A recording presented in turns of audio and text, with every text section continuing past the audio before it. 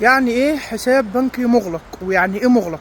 الحساب البنكي المغلق ده حساب بنكي ألمانيا بتطلبه علشان تديك الفيزا اللي انت مقدم عليها، سواء فيزا دراسة في جامعة او دراسة ماستر او جاي تعمل معادلة او جاي ان انت بفيزا بحث عن عمل. ألمانيا طالبة حساب بنكي مغلق، ديت مبلغ من المال بتقدر ان انت تحطه في حساب بنكي مغلق وبينزل لك شهريا. هو اسمه حساب بنكي مغلق علشان انت مش بتتصرف فيه في المبلغ كامل، انت بينزل لك شهريا كأنك بينزل لك مرتب كده من فلوسك.